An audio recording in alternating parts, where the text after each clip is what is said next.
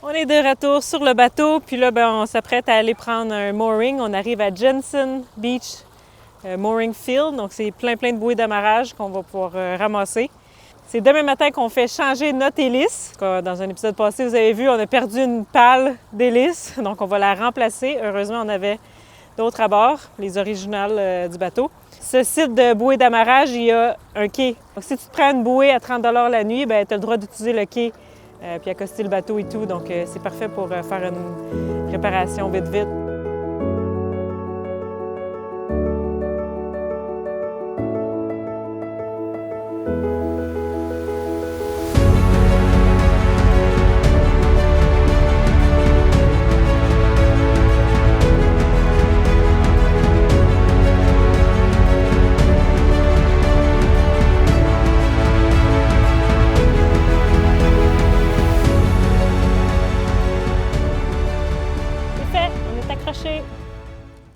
Puis le quai, demain matin, encore un moteur.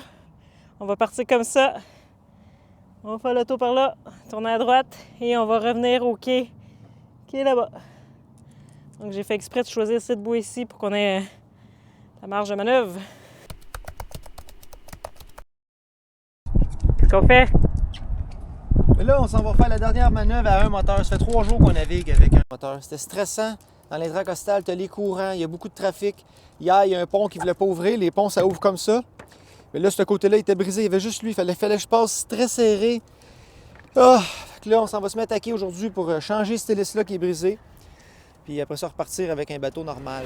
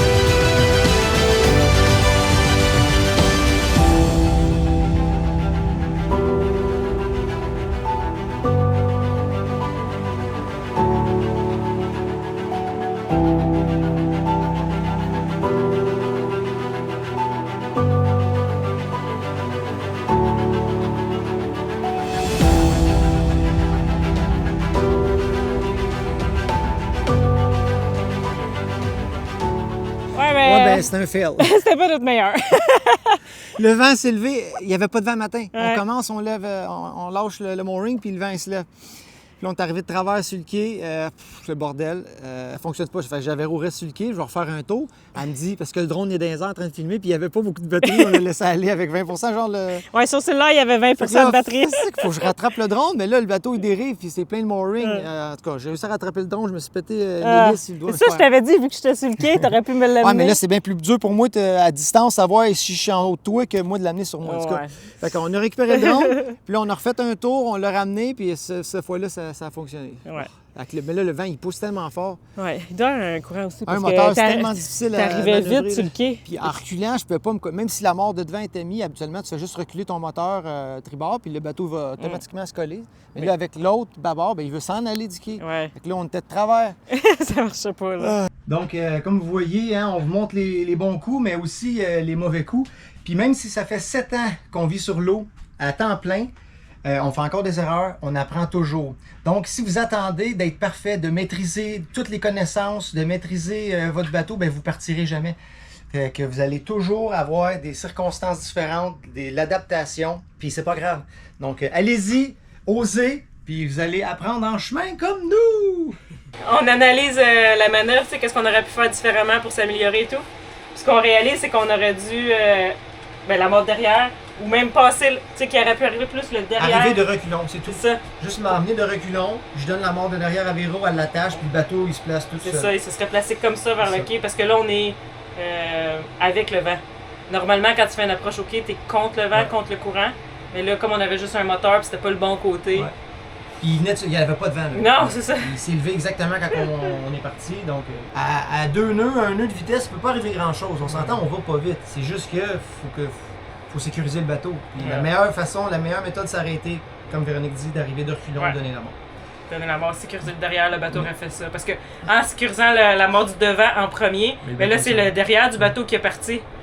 En bateau, tu as tellement de prises de décision à prendre rapidement, souvent. L'endroit est restreint, le vent vient de changer, il y a d'autres facteurs qui font que faut que tu prennes une autre décision, mais il faut que ça se fasse quick, parce que si tu fais pas rapide, faut que tu refasses la manœuvre, parce que là, ça part en catastrophe. Puis il y a des hauts fonds juste ici à côté, des poteaux là, avec un drone qui vole dans les airs, tu penses à plein d'affaires, là je vais refaire ma manœuvre, et dit c'est parce que le drone est dans les airs. Fuck, on est prêt à le laisser tomber dans l'eau, c'est pas grave, mais t'essayes de le récupérer, fait que là, ça change tout de suite, il n'y a plus de décision à prendre pour aller mettre le drone. Là, c'est le drone la priorité. Puis habituellement, c'est Véro qui pilote. Moi, je suis pas si bon que ça piloter le drone. Fait que là, il fallait que je le rattrape en même temps avec la main. Manœuvrer avec le bateau qui dérive. Ah, c'est Fait que c'est pour ça que le stress augmente tellement rapidement. Oui. Tu veux rien qui arrive pour rentrer dans l'autre bateau. Fait qu'on l'a eu. On va s'améliorer. On s'améliore toujours. Oui. C'est ce qu'on fait depuis le début. Exact. Je pense que c'est bon de juste repenser à une situation quand ça se passe pas exactement comme vous avez pensé que ça se passerait. De réévaluer qu'est-ce qui pourrait être fait différemment pour que la prochaine fois, dans une situation, c'est comme ça qu'on apprend en fait. Là. Exactement. Comme on a appris nous-mêmes tout le temps, c'est toujours comme ça qu'on a fonctionné, on analyse, qu'est-ce qu'on aurait pu faire. Exactement. C'est pas de mettre le blâme sur sur ça, c'est juste de voir comment on aurait pu s'améliorer. Puis là, plus que tu fais face à des situations différentes, mieux tu es outillé pour les prochaines parce que tu as déjà vu celle-là, on va le refaire comme ça, elle aussi, donc c'est comme ça que l'expérience se bâtit en fait. Voilà. On continue de grandir. Oui. Et vous aussi! So that's the hero of the day! Wesley! C'est lui qui va plonger pour aller changer notre hélice, notre palme et notre hélice.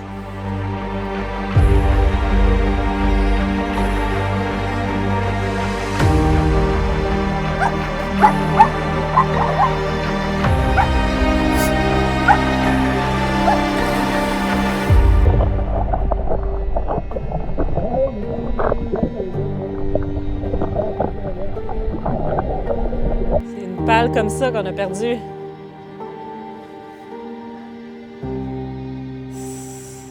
Il nous en restait 2 autres finalement. Au mouillage, ça avait l'air comme si on avait perdu une autre, mais elle était sûrement juste repliée. C'est pesant. C'est pour ça que ça peut faire du dommage quand ça part, si ça part par en haut. Là. C'est dangereux. On a été chanceux dans notre malchance, encore une fois. C'est fou. C'est ceux-là qu'on va installer. Les Volvo originales. On va garder l'hélice qui est endommagée. Peut-être qu'on va trouver une autre palme. Parce que ça vaut quand même cher, ces hélices-là. On va voir si on peut récupérer une autre palme puis réinstaller les hélices pliables. On va faire ça. Sinon, ça va être les hélices originales du bateau. Il a réussi à l'enlever? Ouais, là. Oh, wow. Là, il y a un spacer qui va là, il est parti avec. Rien à se faire. Non, mais pendant qu'on est en attente puis le plongeur est dans l'eau, on passe le temps. On nettoie les panneaux solaires parce que là, on était proche de la terre puis il faisait de la construction. On était à Marina quand on a installé les moteurs neufs. Puis il coupait le ciment. Fait que tout était plein de cochonneries. Là, on va nettoyer ces beaux panneaux là. Pour que l'électricité rentre plus. Ça rentre quand même super bien. Là. Le moins que tu as d'obstruction, le mieux que c'est. Un petit coup là. Et un petit coup là.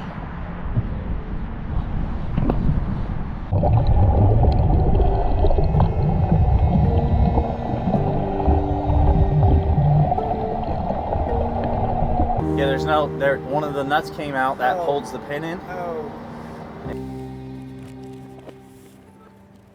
C'est déjà fini, ça a pris 1 heure et quelques. C'est aussi rapide que changer un pneu sur votre voiture quand vous avez une crevaison.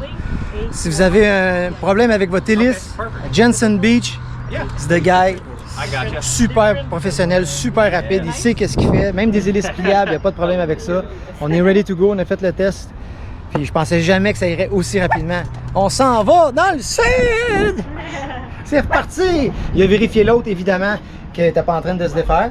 Puis, écoute, la goupille a cédé, puis ça fait que le gros moyeu il a sorti, puis la pomme a sorti. C'est ça qui est arrivé. Ça arrive.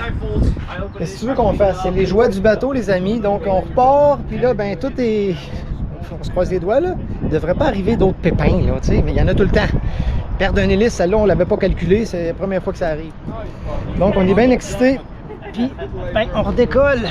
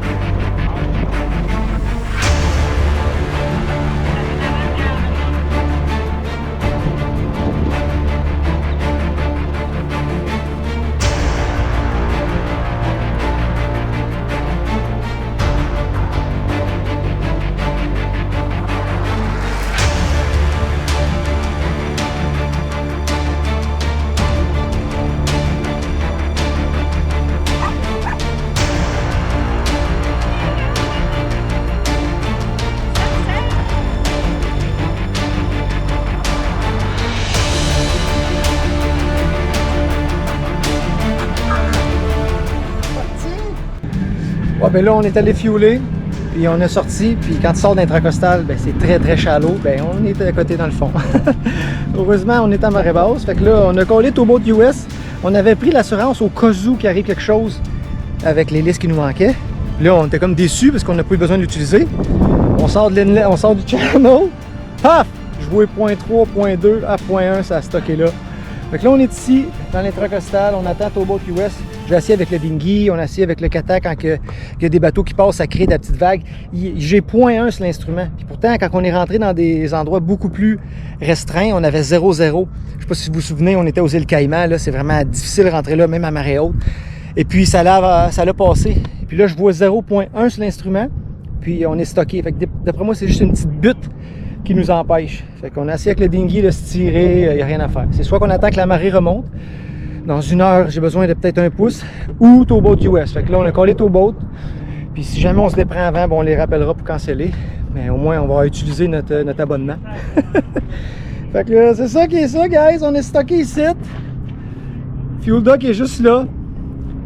Puis j'aurais dû prendre, c'est marqué en plus, c'est mon erreur. Là, je voulais sortir. Je voulais juste sortir plus vite. Là, comme moi, je veux tout le temps faire les affaires plus rapidement. J'étais un énervé.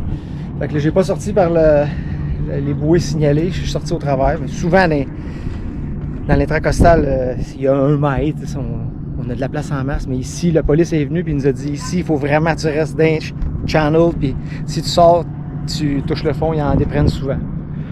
Qu'est-ce que tu veux, on se plaindra pas, il fait beau, il fait chaud.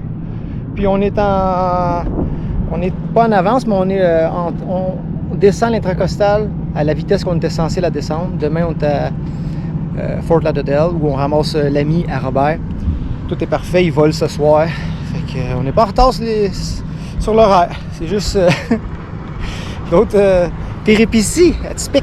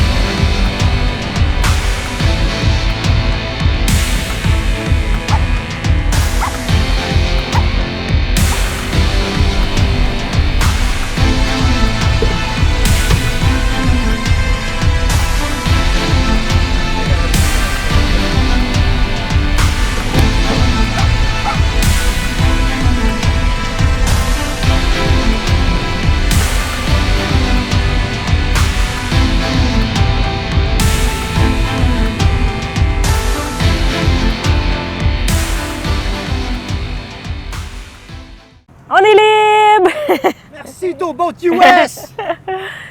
Ah, ça n'a pas été trop long. C'est tellement puissant, le machine, là, des 500 forces, tranquillement, puis le bateau bouge. Puis... Il manquait pas grand-chose, mais je pense pas qu'on aurait été capable de se déprendre nous-mêmes. Et puis là, ben, le gars pour le pilote automatique, il nous a écrit. Fait qu'une chance qu'on s'est pris, sinon on serait rendu bien plus au sud. Ouais, parce que notre pilote automatique ne fonctionne pas non plus. On va Donc, réparer il y a un technicien qui est censé venir. Fait que ça tombe bien parce qu'on n'est pas rendu trop loin. Peut-être qu'il va pouvoir venir. ça. Tout est parfait. On va avoir un pilote automatique à nouveau. Et oui, moi aussi, j'ai de la misère à croire que tout ça s'est passé dans la même journée. Je vous jure, on s'est réveillé ce matin, on était au mooring. On a détaché le mooring, après ça, on a fait l'approche à quai. Le technicien pour l'hélice est venu, il a réparé le problème, ça marche. Après ça, on a traversé en dessous du pont. On a resté pris sur le sandbank. Puis là, ben, Patrice est parti chercher le technicien pour l'autopilote. Donc, s'il peut réparer ça une fois pour toutes, ça serait génial. On a eu un autre technicien qui est venu il y a pas longtemps, mais on n'avait pas été faire le Sea Trial. Puis quand on l'a essayé, ben ça ne fonctionnait pas. Mais là, on n'a plus l'erreur. Avant, on avait une erreur qui disait « current limit ». On n'a plus cette erreur-là. On pense que c'est juste une calibration. Fait qu'on se croise les doigts, il arrive à l'instant. Je demande toujours avant de filmer les techniciens, les personnes, tout ça. Puis le monsieur il voulait pas se faire filmer, donc j'ai pas filmé, mais on n'a pas une bonne nouvelle. Ce serait encore notre motherboard de pilote automatique qui ne fonctionne pas. Donc on continue. On va faire un autre 2 heures de navigation pour continuer vers le sud. Mais il va regarder, voir s'il n'y aurait pas des motherboards compatibles, parce que c'est quand même vieux notre système. Il va faire la recherche, puis il va nous laisser savoir. Peut-être qu'on pourrait trouver une compatible, peut-être pas. On va voir. À suivre. Tu sais, il y a des journées là, que tu aurais dû rester couché parce que chaque affaire que tu fais des gaffes. Je me suis splashé de l'eau d'en face, j'ai renversé, j'ai accroché le fond aujourd'hui. Ma manœuvre à quai, j'ai raté. Tu sais, il y a des journées que tu es plein de pouces, là, tes mains pleines de pouces, là, c'était une journée de même pour moi aujourd'hui. Fait que je vais essayer de toucher à rien pour le reste de la journée. Puis arrêter de briser des affaires.